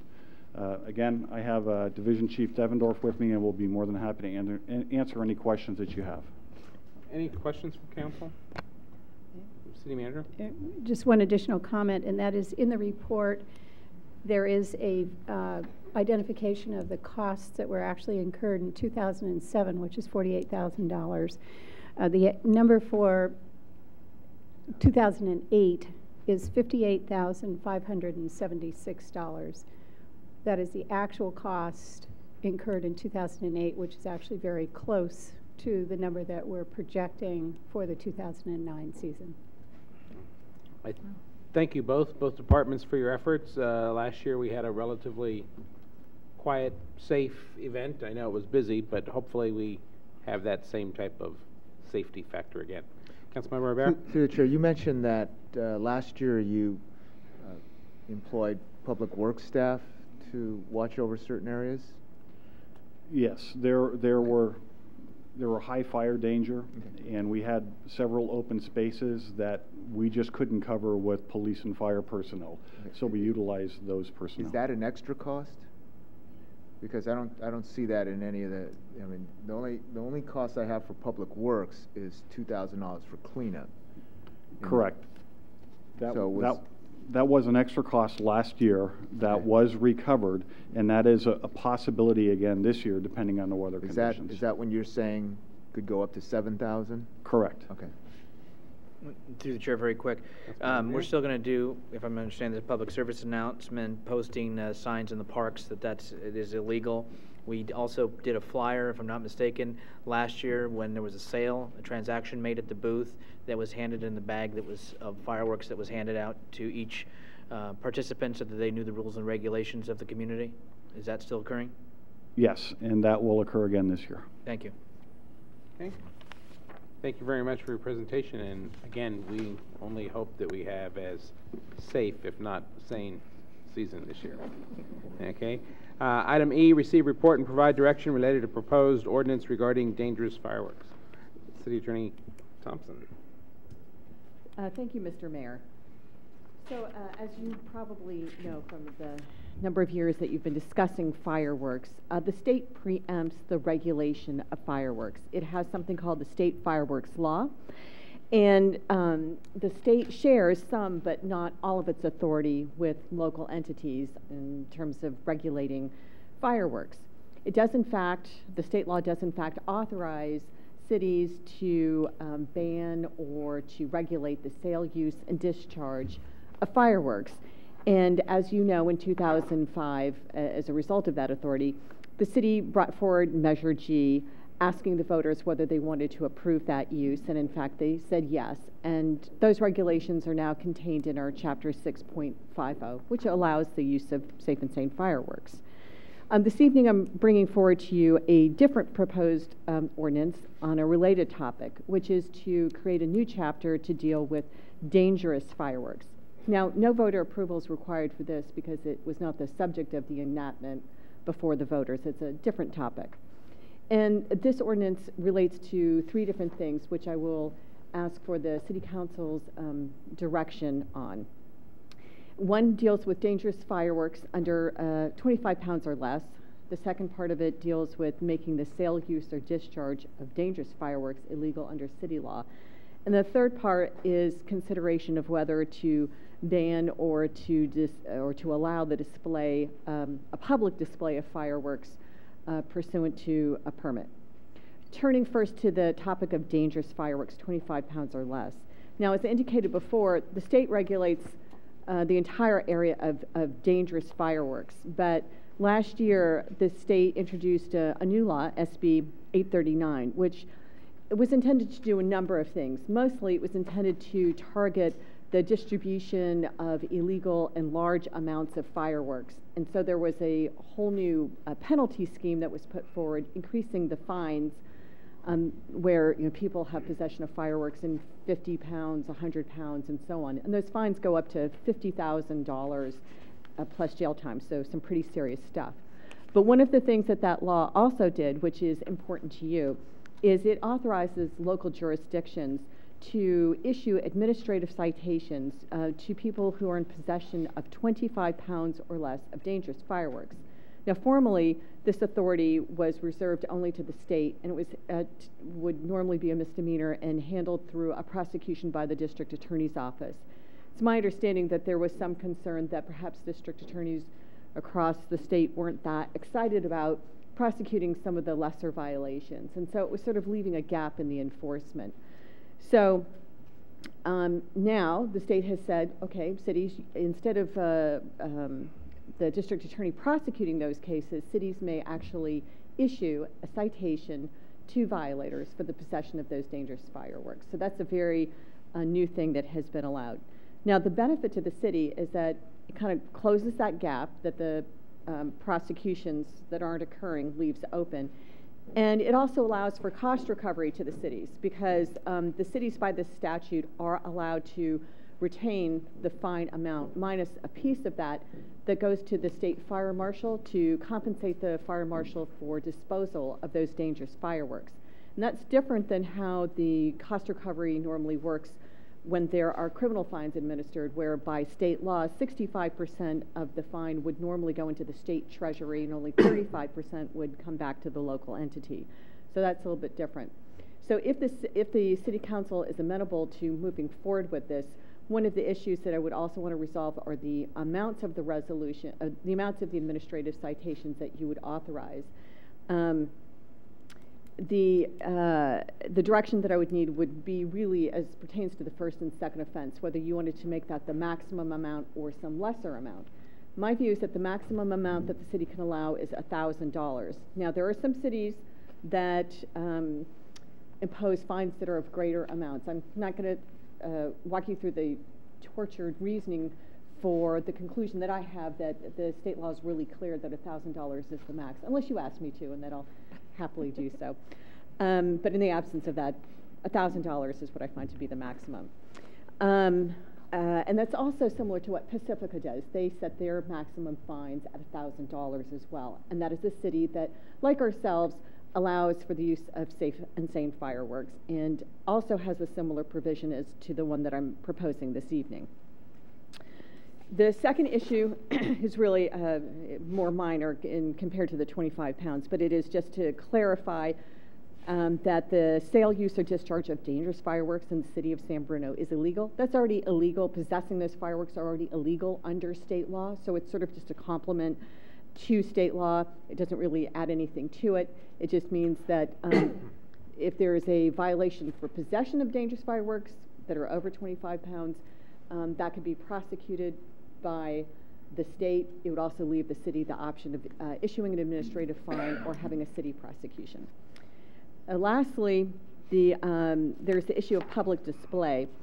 And the reason I bring this up is that the state law allows the state fire marshal to license qualified persons to perform displays of dangerous fireworks. And there are different kinds of permits that are allowed depending on the type of display and how many times the display will occur.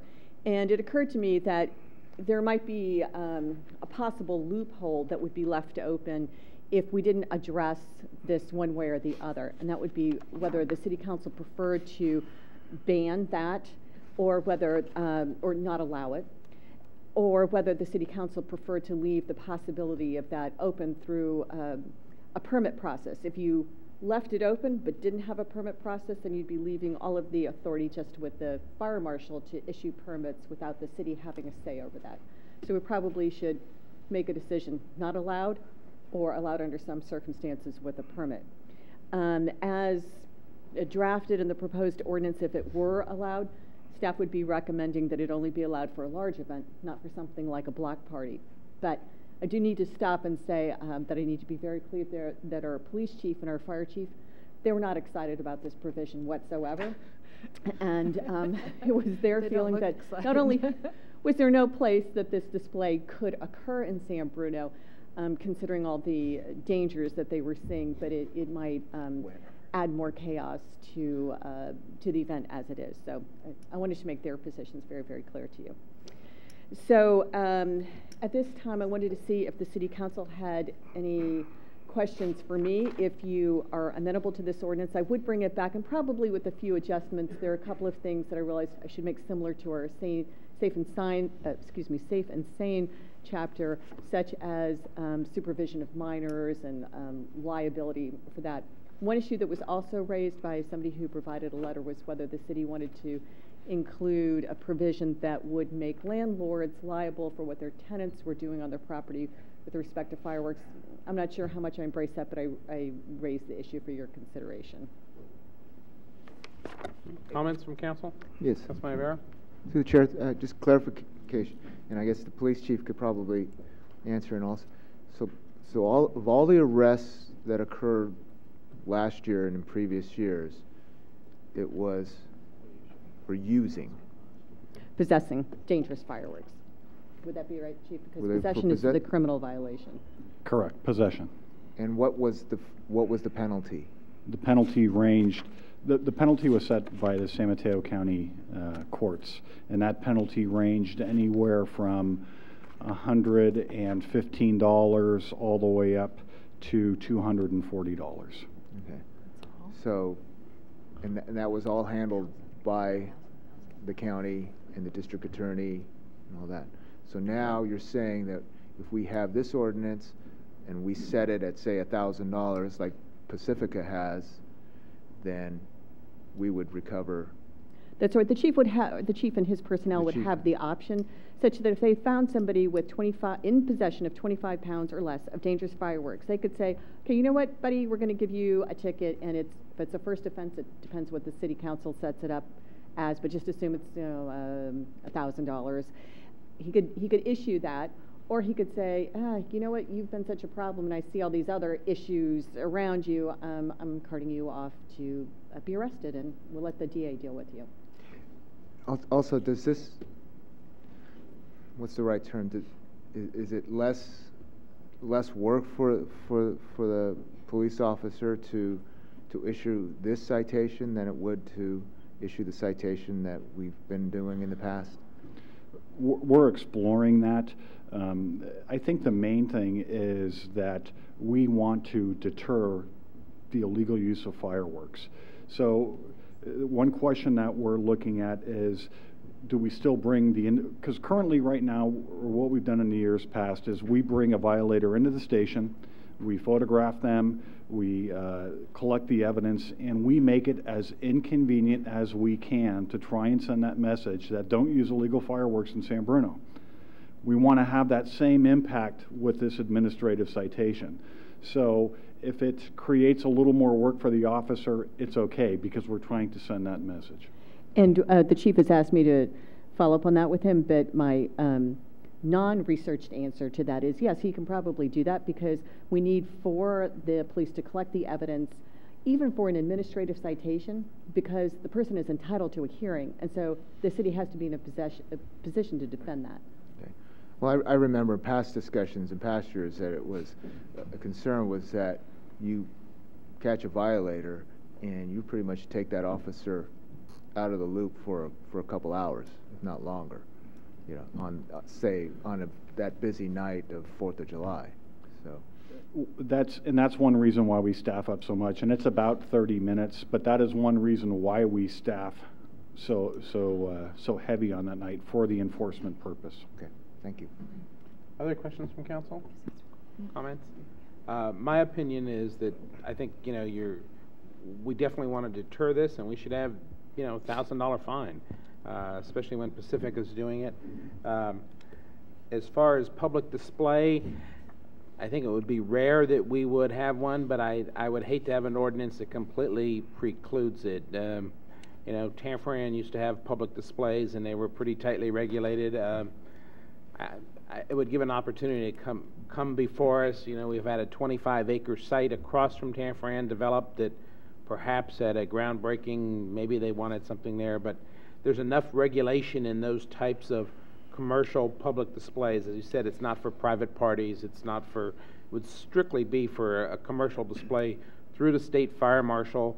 By the time they go through the red tape, they might even get tired of attempting to do it, but there's enough protection there, and I think we should leave that opportunity in the ordinance if they want to go through that. Through the chair, I would also echo on the $1,000. I think the message needs to be sent, not the third time, but the first time. And so I would suggest strongly the $1,000 across the board. On the public display, even if wanting to keep it, I think it needs to be tightened up.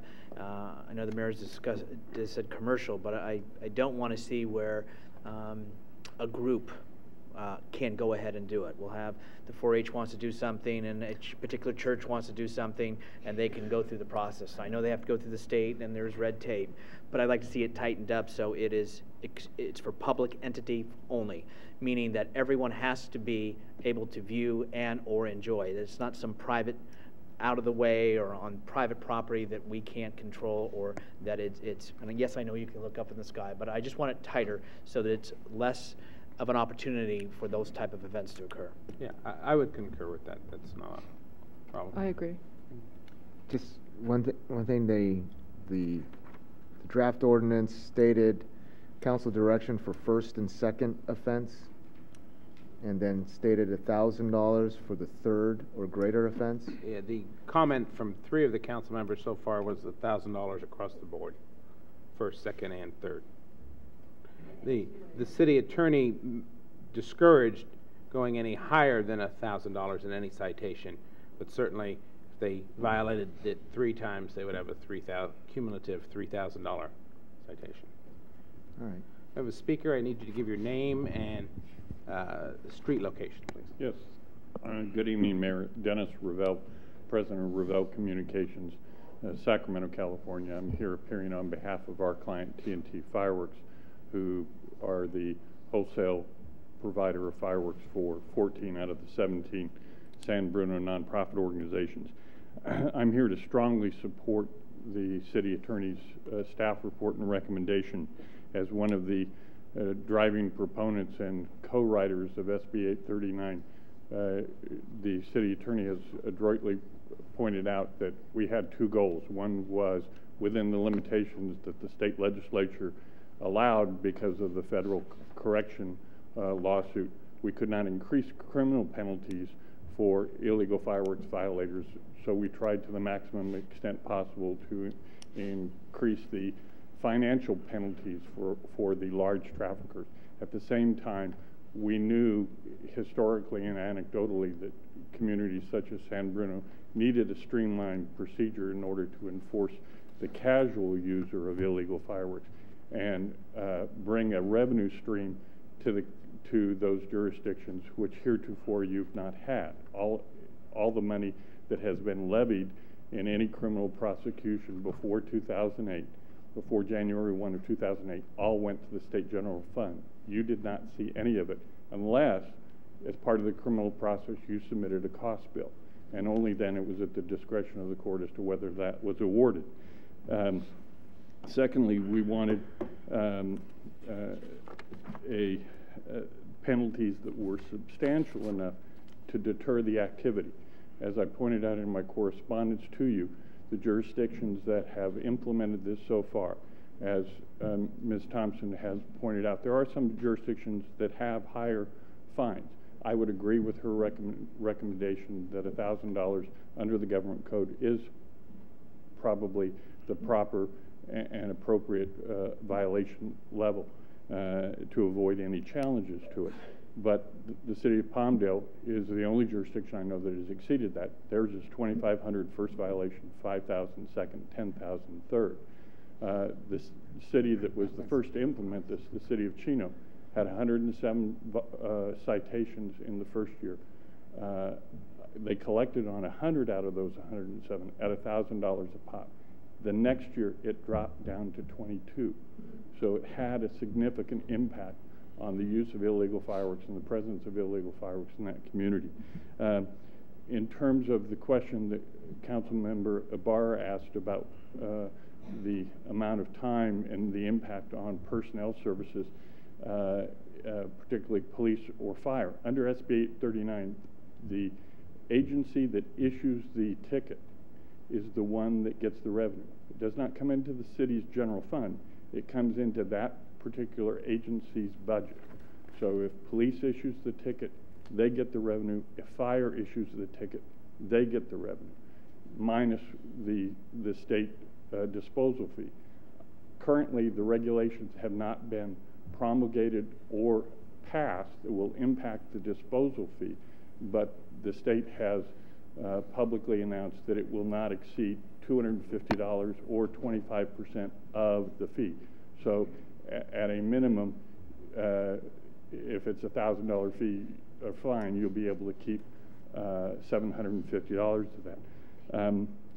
The jurisdictions that have imposed it already are deputizing other city personnel to deal with it, so that in addition to police and fire personnel, City of Chino, City of Palmdale, and others are utilizing code enforcement officers, meter readers, parking enforcement folks, everything, so that the low-end casual user, a couple kids coming up on them in a parking lot, that individual is confiscating, issuing the ticket just as if it were a parking ticket or similar code enforcement violation, confiscating the materials and taking them and issuing the ticket. If it's a minor, they're issuing the ticket to not only the minor, but the supervising or responsible adult. And that is one of the reasons, and Pamela and I have talked about it, that the responsible person definition that's in the model ordinance drafted by the state fire marshal,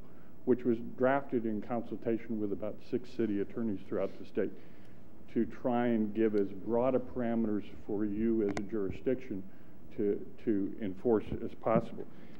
I appreciate your comments, and we're well aware of this. We've received most of it.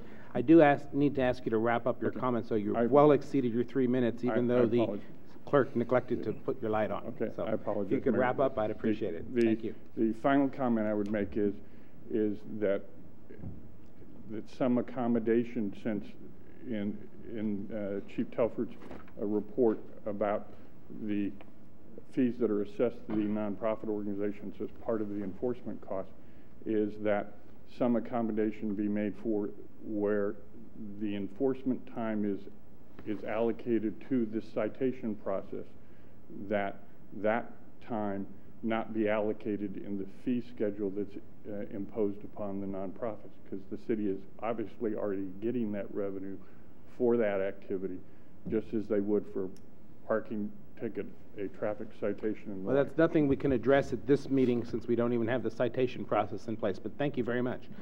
City Attorney, do you have the information that you need to move forward, or do you have any other questions from council? Okay, we'll move on to item F, adopt resolution approving Artichoke Joe Casino request for continuing city authorization for 38 tables, subject to city tax and voluntary agreement for tax amount of $1,452,267 for 2009-10 year. This is a 3-year agreement. This is an increase in the amount of tax of about $50,000 that they paid over last year, and the agreement provides for an increase each year.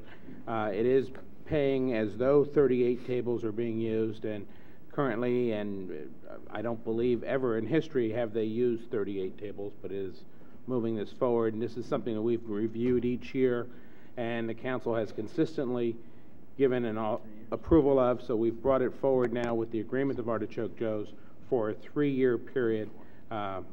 And I think that pretty much sums it up. The finance director can answer any questions, or representative of Artichoke Joe's. If not, it requires a resolution of the city council. Any questions from council? Action from council? Through Chair, I'll introduce a resolution. Okay, roll call, please. Councilmember Ibarra. Aye. Councilmember O'Connell. Aye. Councilmember Medina. Aye. Mayor Franzella. Aye. Item G, receive, report, and provide direction to staff regarding amendments to massage establishment ordinance to conform to new state law. City Attorney? Okay, thank you, Mr. Mayor. You know, most cities have laws in effect that deal with massage establishments, and the reason that that's of a concern to many cities is because some of them act as fronts for the sex industry. And for these very same reasons, San Bruno has a comprehensive regulatory scheme that limits where and how such establishments can operate. The where is that the city's current zoning regulations limit massage establishments the same way as they do adult businesses, so they essentially treat them the same. They're not permitted as home occupations. They can only be in certain districts. They can't be within 500 feet of a residential district, and so on. The how is that massage practitioners have to come to the city and get a permit in order to practice their trade. And if there is a massage establishment, likewise, they have to come in and get a business license from the city and have to go through a particular background check, licensing procedure. They have to comply with certain health and safety regulations, et cetera. Now, there have, over time in California and across the nation, been a group of very active massage practitioners who wish to distinguish themselves from the more tawdry image that people sometimes think of when we talk about massage establishments. And so they looked for a way to sort of legitimize what they do. So recently, Governor Schwarzenegger signed into law SB 731, which does just that. And what it does is it takes away regulation from the cities. So where before it was just a local issue, it is now a mixture of, subject to a mixture of state and local control. So here's how that occurs. Effective September 2009, the state has authorized the creation of a nonprofit entity that's under the aegis of the state. It's referred to in the law as a massage therapy organization. It may have some other name eventually. And what that organization will do is certify massage therapists and practitioners. And there are certain regulations set up for how they need to be qualified to do that. More importantly, for the city's purposes, when somebody receives a certificate from the massage therapy organization, once they have done that, then they are not subject to city control. They are not required to come to the city to get a permit in order to practice as a massage therapist. And with respect to businesses, if a sole practitioner likewise has this certification or employs only those with this state certification, then the consequence of that to the city is that the city cannot apply any different zoning or building regulations to that business. So practitioners who don't go to get the state certification, they're still subject to the same city regulations, but those who do get the certification and those businesses must be treated differently.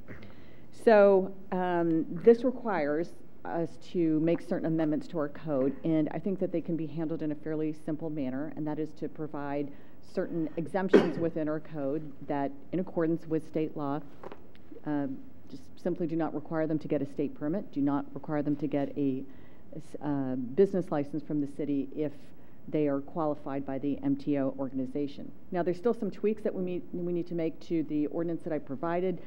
The police department is looking at some of the health and safety regulations. You're still allowed to regulate that to some extent, but not like before. For example, the city cannot require, as it currently does, that if that the doors be opened. So if the establishment does not have somebody available to act as sort of security at the front door, then they're able to lock the door. Previously, the police would generally require, as a building code requirement, that there be a window in the door. No longer allowed if they are certified by the state. So at this point, do you have any questions for me or any other direction that you want to provide? Question from council? Yeah. How many known massage therapists do we have in San Bruno? I mean, are they all the ones that we know have to have a business license? Yes. Okay. And they will continue to have, they still have to get a business license. And one of the things that we can lay out in the ordinance is those things that will help us ensure that they're legitimately certified by the state. What do they have to show to us? How often do they have to show it to us? When they get new people employed, what they have to demonstrate. It's just that they won't be subject to the kind of detailed police background check that we would have had before. Okay. And have we communicated with these businesses? Do we have any feedback from them as to what's going to transpire on September 1st? We haven't communicated so much with them at this point, but I think legitimate massage therapists they are well aware of this state organization, and I don't know if the police chief has any other comments or thoughts about it that I want to add. So my comment is that yes, they're, I think I can speak for myself, but I've gone to a legitimate massage therapist, and they've like saved my life, because at that point you needed it. So there's those, and then I also understand that we have to have the laws and the guidelines because of what has happened out there. So, there are some less than spa quality massages being given out there. Yeah, but I just want to know. I mean, is this MTO now going to make these legitimate massage therapists go through, a whole another bunch of hurdles? A whole bunch of, I'm sorry, what?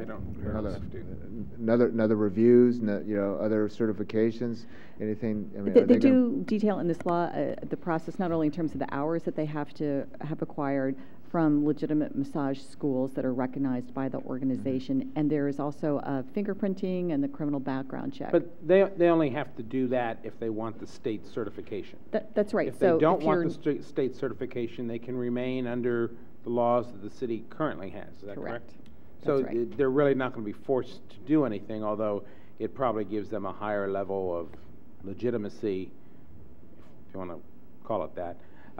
The one thing, does the new ordinance should probably require posting? I don't know if it does, but of the certifications. I think that's a good idea. Especially if you have closed doors and whatnot, there should be posting for the police that required that the certifications post in a visible lobby or space. Okay. Chief, you had some comments on that? Just to answer the question, there's 4 establishments in town. We have not conveyed the regulations with this. This is a relatively recent enactment, but we will be following up with those establishments. One last question. I know there are massage therapists that are sole proprietors, and they work by appointment, and they go directly to a residence. How does... Well, that's an interesting question about the home occupation, but the rule is that you just can't treat them differently than you would other professionals or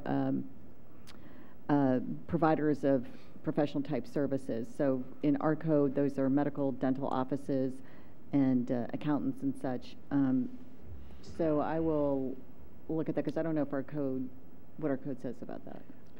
Through the chair, just so I understand, so in essence, what the state has now done is if they want to open up a facility anywhere that you would allow dentistry, eye care, they have that right to open up an establishment as well. That's right. I do want to be clear that under our code, those types of services, medical, dental, professional, are not allowed in residential districts. So they won't just start popping up in residential districts, but it would eliminate the distance requirement of the 500 feet to residential. Only if they comply with the state requirements. Only if that's correct. And I sort of suspect, could be wrong, but I suspect that some of the non-legitimate ones will not be seeking certification through the state. Right. Any other questions or comments? Okay, thank you. Item H, receive report, review proposed ballot question and draft ordinance increasing transient occupancy tax from 10% to 12% and provide direction on whether to proceed with preparations to submit a ballot measure on the November 2009 ballot. City Manager? Yes, Mr. Mayor, members of the council, the action before you tonight is the first in several steps that staff is proposing will lead ultimately to the placement of an item on the November ballot asking the voters to consider the increase in our current transient occupancy tax, otherwise known as a bed tax or a hotel tax, from the current level of 10% to the proposed level of 12%. This action is taken in consideration as a strategy of the city's significant financial shortfall that is currently estimated at $2.2 million for fiscal year 9-10 as a result of the variety of issues that have accompanied the national and global economic recession, but specifically in San Bruno, resulting in a variety of impacts to significant revenue streams to the city. Specifically, we are projecting reductions, experiencing and projecting increasing and continuing reductions in our sales tax revenue, in our property tax revenue, potentially in our hotel tax or transient occupancy tax revenue, along with a significant downturn in our building and planning fee revenues resulting from the lack of significant building activity. Staff is currently, at the direction of the City Council, working aggressively to develop a comprehensive budget and service reduction program, which will be presented to the City Council separately and subsequently, and will be an integral part of the budget that we present to you in June for your adoption. Again, as part of that overall strategy, staff is proposing that the City Council consider alone this item to be placed on the November ballot. I would note for your information and at the previous request of the City Council that we coordinate and collaborate with our neighboring jurisdictions as hotel occupancy might reasonably be considered, or the selection of a hotel might reasonably be considered one that a traveler would make within a region as opposed to within a specific jurisdiction like San Bruno. The City Council had previously asked staff to collaborate with the other jurisdictions locally to consider whether all of us might jointly and simultaneously on the November ballot take this action. The cities of Millbrae, Burlingame, and San Mateo have affirmatively identified their interest in proceeding similarly to the city of San Bruno in this manner. Those cities have not yet, to my knowledge, placed an item on their City Council agenda for actual direction and certainly not for any action to implement an ordinance that is a prerequisite for proceeding to the ballot. But our several discussions with those city staffs at the city manager and city attorney levels have clearly identified that those cities are intending, as we are requesting you tonight, to continue with your direction that we move in that manner. The city of San Bruno has had a transient occupancy on the books, transient occupancy tax on the books for many years. The transient occupancy tax amount was last increased by this city and by many other cities in the 1991 time period. And at that time, we went from an 8% tax rate level to the current 10%. As I indicated, the city of San Bruno and the other neighboring jurisdictions are looking at a 12% tax. That level is actually not unheard of in the state. It's my understanding that the city of Half Moon Bay, for example, in our county, is already collecting a 12% tax rate. And my understanding, just in informal discussions with my colleagues up and down the state, is that where the 12% amount is not already in effect, it is very commonly under consideration and discussion inside, as I indicated, as well as outside of San Mateo County. The proposed transient occupancy tax, the current transient occupancy tax is considered a general tax, and the increase in the tax rate would continue to be considered a general tax. That is, proceeds would be placed into the general fund for general municipal purposes.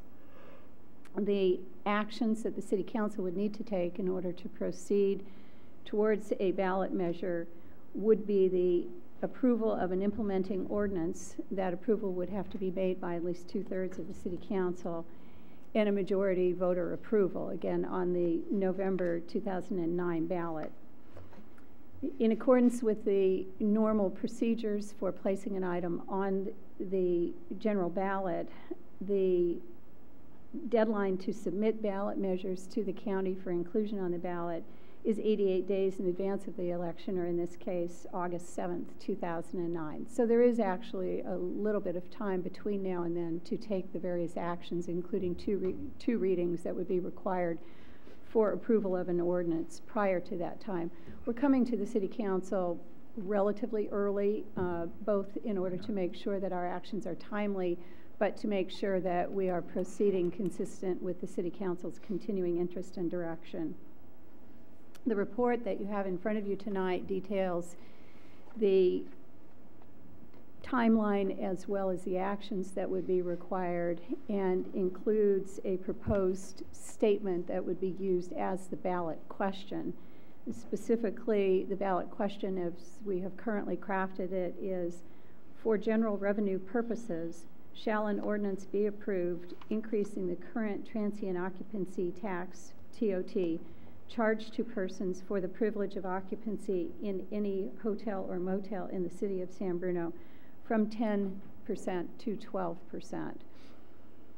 An additional item for the City Council's interest and consideration is a discussion that is occurring among our neighboring jurisdictions about whether to also utilize this ballot measure as an opportunity to seek recovery of transient occupancy tax on those reservations that are made at hotels and motels in San Bruno online.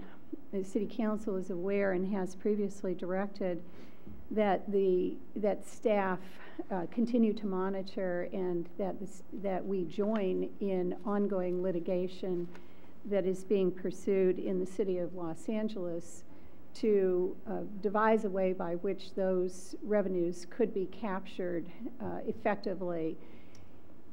At this point, your staff is not recommending that we intermix those issues. In other words, that we try and capture online reservation TOT via the ballot measure.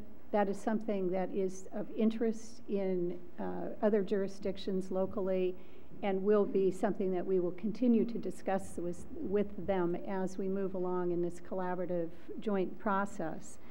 I bring it to your attention tonight just in order to, as an information item, but also in order to seek your guidance if you would wish us to pursue that a little bit more affirmatively. And again, you have already directed, and we are already pursuing the monitoring and the joining of the lawsuit that is currently going on in Los Angeles that would seek to essentially do the same thing. So with that, staff again is seeking your direction tonight. If you direct us to proceed as we have outlined, there will be several more actions that will come forward within the next 2 months, leading to a ballot measure on the November 2009 ballot. I just had a question on regarding the reservations made through a third-party provider. We currently entered into that suit, and as part of the agreement in entering into that suit is that we not change our existing ordinance. So if we were to move forward and change that, it would require us to back out of that. And we've identified the loss of revenue to the city of San Bruno is relatively small amount money. So if we don't touch that issue, we move forward. If the lawsuit is won, it automatically provides that to the city. And if the lawsuit is lost, we wouldn't be able to enforce that anyway. So I would think we should just stay where we're at as far as that issue, and then we should move forward just with a straight question to the voters: shall we increase the tax from 10% to 12%, is being done pretty much throughout the state and in many other parts of the county. I would just note along those lines that the amount of transient occupancy tax revenue that the city of San Bruno collects and the amount that we might reasonably expect from online reservations is relatively smaller, and maybe even substantially smaller than some of the other jurisdictions here in our area that we're talking about. So the issue that they might be considering and the reason they might be considering it might be different than ours. So staff doesn't see any disconnect for us to proceed with a straight TOT and them to perhaps do something different, but that's for your consideration. Okay. We should probably have a motion on this to give staff direction. That yes, way please.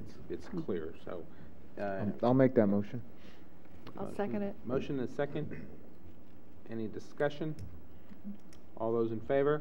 Aye. Aye. Okay. Comments from council members? Any additional comments this evening? If not, the city council at this time will go into closed session on two items. First, to provide direction to legal counsel regarding pending litigation in Lynn versus the city of San Bruno et al. San Mateo Superior Court Case Civil number 478318 pursuant to California Government Code 54956.9A. And on the second issue, the city manager and human resources director request closed session pursuant to California Government Code section 4957.6 regarding direction for labor negotiations with the mid-management bargaining unit. There will be no reportable items from the closed session. From there, we will adjourn to the next regular city council meeting, which will be held on April 28th at 7:00 p.m. here in the San Bruno Senior Center. Thank you.